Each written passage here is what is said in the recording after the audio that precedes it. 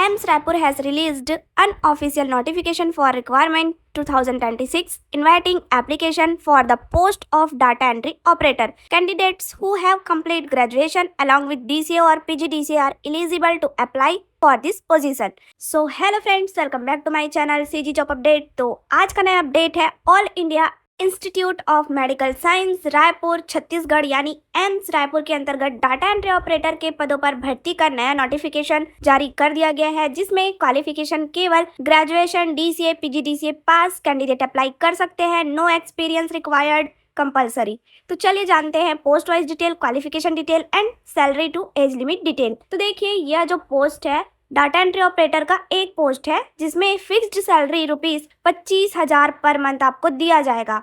Age limit की बात करें तो 18 से 35 साल के कैंडिडेट इस पोस्ट के लिए अप्लाई कर सकते हैं। साथ ही अप्लाई करने से पहले ध्यान देंगे nature of employment contractual basis, यानी यह जो पोस्ट है कॉन्ट्रेक्चुअल यानी संविदा के आधार पर होने वाला है, जिसमें 12 month for the multi centric study depending on the candidate performance, यानी 12 महीने के लिए भर्ती किया जा रहा है और जो कैंडिडेट है अभ्यर्थी के परफॉर्मेंस के बेस पर इसे 3 साल के लिए एक्सटेंडेबल यानी आगे बढ़ाया जाएगा, जैसा कि एम्स रायपुर के सभी भर्तियों में किया जाता है। क्लियर? तो चलिए वीडियो में आगे बढ़ते हैं। देखिए आगे दिया गया है note, candidate who are currently working should submit no objection certificate NOC at the time of the interview, यानी जो कैंडिडेट प्रेजेंट में कहीं कार्यरत हैं उन्हें साक्षात्कार यानी इंटरव्यू के समय अनापत्ति प्रमाण पत्र NOC प्रस्तुत करना होगा। क्लियर? आगे दिया गया है post code BMGF05 position data entry operator. तो एप्लीकेशन की फॉर्मेट में अगर आप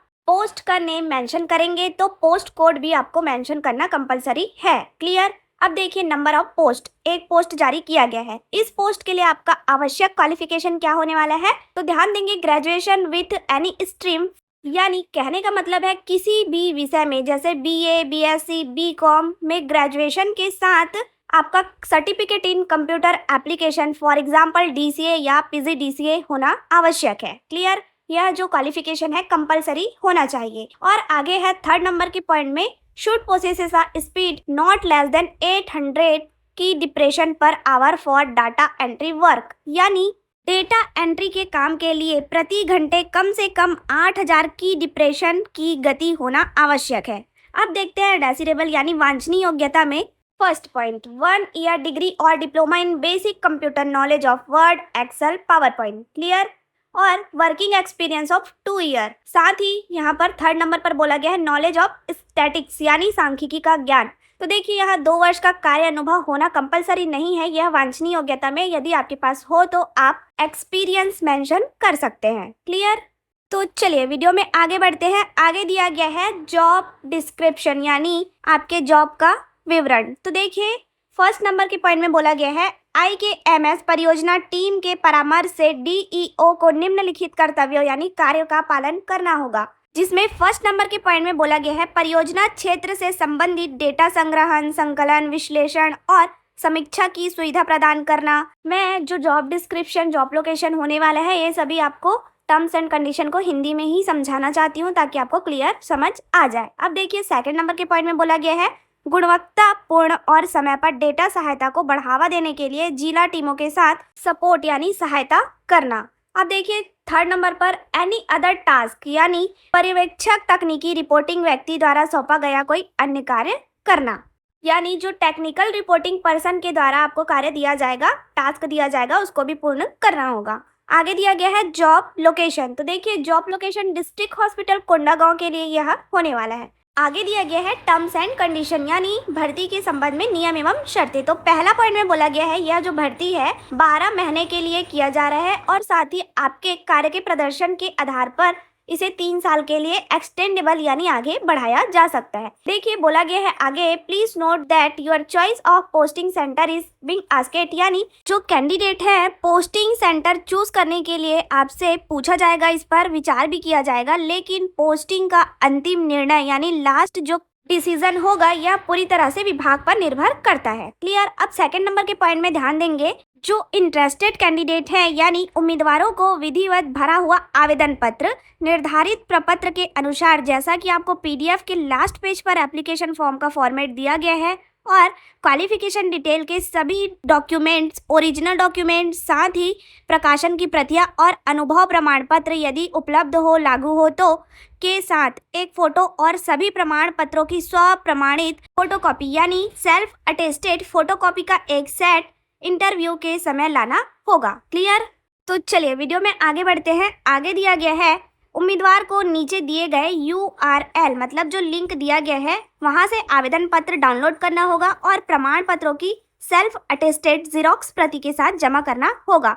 विधिवत भरा हुआ आवेदन पत्र और प्रमाण पत्रों की प्रतियां केवल स्पीड पोस्ट के द्वारा नीचे दिए हुए एड्रेस पर ही सेंड करना है। देखिए, speed post only to doctor Atul Jindal, professor paediatrics, room number 1655 B block, 3rd floor, new administration building, all India institute of medical science, Tatibandha, GE road, Raipur और पिन कोड भी मेंशन करना ना भूलें। ऑन और बिफोर 18 मई 2026 यानी 18 मई 2026 2 बजे से पहले आपको स्पीड पोस्ट इस दिए हुए एड्रेस पर पिन कोड के साथ करना अनिवार्य होगा। इसके बाद यदि आप एप्लीकेशन सेंड करते हैं या बाय हैंड एप्लीकेशन देते हैं तो एप्लीकेशन विल बी रिजेक्टेड यानी एप्लीकेशन रिजेक्ट कर दिया जाएगा। क्लियर? तो चलिए वीडियो में आगे बढ़ते हैं। आगे दिया गया है एप्लीकेशन फॉर्म का इन्वेलप कैसे फिल करना है, इन्वेलप में क्या मेंशन करना है। तो ध्यान देंगे, आवेदन पत्र के लिफाफे पर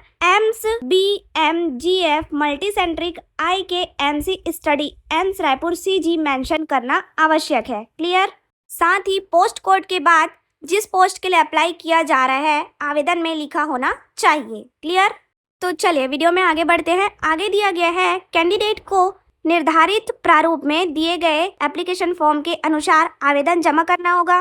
no change in serial number, order and the heading of column to be met. जो जैसा दिया गया है वैसे ही एप्लीकेशन फॉर्म का फॉर्मेट भरना होगा। साथ ही आवश्यकता पड़ने पर जो एनेक्सर अलग से सीट के रूप में जोड़े जा सकते हैं। देखिए, आवेदन पत्र प्रारूप में सही ढंग से टाइप किया हुआ होना चाहिए और उस पर कैंडिडेट अपना सिग्नेचर करना ना भूले। सिग्नेचर होना कंपलसरी है। साथ ही 2 recent self sign passport size colour photograph are to be attached with stapled pin और first page of proforma format यानी एप्लीकेशन फॉर्म के फॉर्मेट में फर्स्ट पेज पर आपका 2 recent self sign passport size photographs attach करना होगा और उस पर साइन करना होगा। क्लियर? तो ये रहा आवेदन फॉर्म और इन्वेलप कैसे फिल करना है उसका डिटेल। अब देखते हैं सिलेक्शन प्रोसेस। तो यहाँ पर दिया गया है प्राप्त एप्लीकेशन की चयन समिति द्वारा जांच की जाएगी, फिर इंटरव्यू के माध्यम से चयन किया जाएगा। यदि पद 50 से अधिक पात्र उम्मीदवार हैं तो लिखित परीक्षा आयोजित की जा सकती है। चयन पूरी तरह से योग्यता के आधार पर मेरिट के बेसिस पर किया जाएगा और उम्मीदवारों की सूची कॉलेज के वेबसाइट पर प्रदर्शित की जाएगी। साथ ही जो कैंडिडेट इसमें अप्लाई कर रहे हैं वे अपने इंटरव्यू और रिटर्न एग्जाम की डेट, टाइम और प्लेस जानने के लिए कॉलेज की वेबसाइट को चेक करते रहेंगे। कोई अलग से सूचना या मेल उनको नहीं भेजा जाएगा। केवल जो सेलेक्टेड कैंडिडेट हैं उन्हें ईमेल के माध्यम से सूचित किया जाएगा। क्लियर? अब आगे दिया गया है date and time of interview. तो ध्यान देंगे, जो कैंडिडेट है डेट ऑफ इंटरव्यू 22 मई 2026 को सुबह 10 बजे रिपोर्टिंग टाइम में इस दिए गए प्लेस पर venue office of doctor Atul Jindal, professor paediatric, room number 1655